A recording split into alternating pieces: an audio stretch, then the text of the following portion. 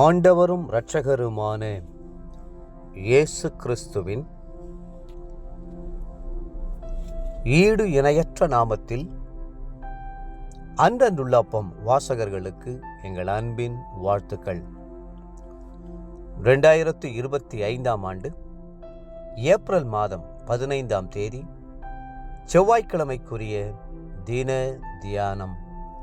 இன்றைய தலைப்பு தீய மனுஷர். அப்போஸ்தலர் நடபடிகள் 18ஆம் அதிகாரம் 9-10ஆம் வசனம் சொல்லுகிறது, நீ பயப்படாமல் பேசு, மௌனமாயிராதே, நான் உன்னுடனே கூட இருக்கிறேன், உனக்கு தீங்கு செய்யும்படி ஒருவனும் உன்மேல் கை போடுவதில்லை. தீய மனுஷரா? பயப்படாதிருங்கள். அப்போஸ்தலனாகிய பவுல் கொரிந்து பட்டணத்துக்கு வந்தபோது அங்கே தீய மனுஷர்கள் அவருக்கு விரோதமாய் எழும்பினார்கள். எத்தனையோ எதிர்ப்புகளையும் இடையூறுகளையும் அவர் சந்திக்க வேண்டியிருந்தது. எல்லா பக்கங்களிலும் நெருக்கங்களும் பாடுகளும் இருந்தபோது, நீ பயப்படாமல் பேசு, நான் உன்னுடனே கூட இருக்கிறேன் என்று கர்த்தர் சொன்னார். எனக்கு தெரிந்த ஒரு அருமையான குடும்பத்துக்கு விரோதமாக ஒரு தீய மனுஷன் எழும்பினான். அவனுக்கு விரோதமாக அவர்கள் கோர்ட்டிலே சாட்சி சொல்ல வேண்டியதிருந்ததே அதன் காரணம். அடிக்கடி டெலிபோன் செய்து கெட்ட வார்த்தைகளை சொல்லி மிரட்டினான். அவனோடு கூட ஏராளமான ரவுடிகள் இருந்தார்கள். அவன் மனுஷருக்கும் தேவனுக்கும் பயப்படாதவனாயிருந்தான். ஒரு நாள் அவர்கள் உபவாசம் பண்ணி கர்த்தரிடத்திலே ஜெபம் பண்ணினார்கள். கர்த்தர் அந்த ஜெபத்தை கேட்டார். ஒரு கொலை வழக்கிலே சிக்கி அவன் கைது செய்யப்பட்டு போலீசாரால் அடித்து நொறுக்கப்பட்டான். அவனுக்கு ஒத்தாசையாயிருந்த அத்தனை பேரும் சிதறடிக்கப்பட்டு உயிர் பிழைக்க ஓடினார்கள். அவன் தேசத்தை விட்டே ஓடிவிட்டான்.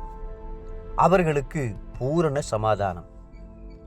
வேதம் சொல்லுகிறது, ரோமர் 8:31, தேவன் நம்முடைய பட்சத்தில் இருந்தால் நமக்கு விரோதமாய் இருப்பவன் யார்? தேவன் தெரிந்து கொண்டவர்கள் மேல் குற்றம் சாட்டுகிறவன் யார்? தேவனே அவர்களை நீதிமான்களாக்குகிறவர். ரோமர் 8:33. ஆக்கினைக்குள்ளாக தீர்க்கிறவன் யார்? கிறிஸ்துவே மரித்தவர், அவரே எழுந்தும் இருக்கிறவர், அவரே தேவனுடைய வலது பாரிசத்திலும் இருக்கிறவர், நமக்காக வேண்டுதல் செய்கிறவரும் அவரே. ரோமர் 8:34. கிறிஸ்துவின் அன்பை விட்டு நம்மை பிரிப்பவன் யார்? உபத்திரவமோ, வியாகுலமோ, துன்பமோ, பசியோ, நிர்வாணமோ, நாச மோசமோ, பட்டயமோ, இவை எல்லாவற்றிலேயும் நாம் நம்மில் அன்பு கூறுகிறவராலே முற்றும் ஜெயங்கொள்ளுவர்களாய் இருக்கிறோமே. ரோமர் 8ஆம் அதிகாரம் 36-37ஆம் வசனம். மனுஷருக்கு பயப்படாதிருங்கள்.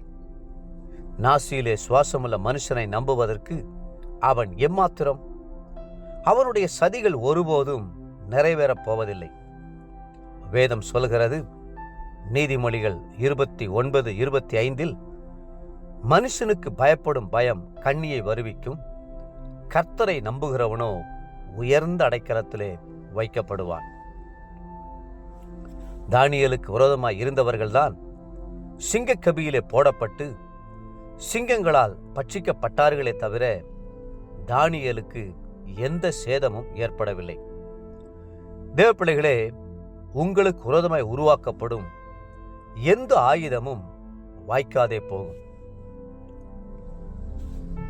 இன்றைய நினைவிற்கு ஏசாயா 25:4, கொடூர மாணவர்களின் சீரல் மதிலை மோதியடிக்கிற பெருவெள்ளத்தைப் போல் இருக்கையில், நீர் ஏழைக்கு பலனும் நெருக்கப்படுகிற எளியவனுக்கு திடனும் பெரு வெள்ளத்துக்கு தப்பும் அடைக்கலமும் வெயிலுக்கு ஒதுங்கும் நிழலுமானீர். இன்றைய வேத வாசிப்பு காலை 1 சாமுவேல் 27, 28 மற்றும் 29ஆம் அதிகாரங்கள்.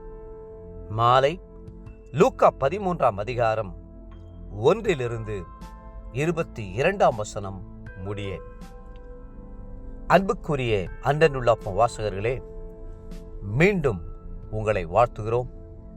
உங்களுக்கு விரோதமாய் ஒருவனும் எதிர்த்து நிற்பதில்லை. கர்த்தர் உங்கள் பட்சத்தில் இருக்கிறார். கர்த்தர்தாமே உங்களை ஆசீர்வதித்து மென்மேலும் உயர்த்துவாராக. ஆமேன். ஆமேன்.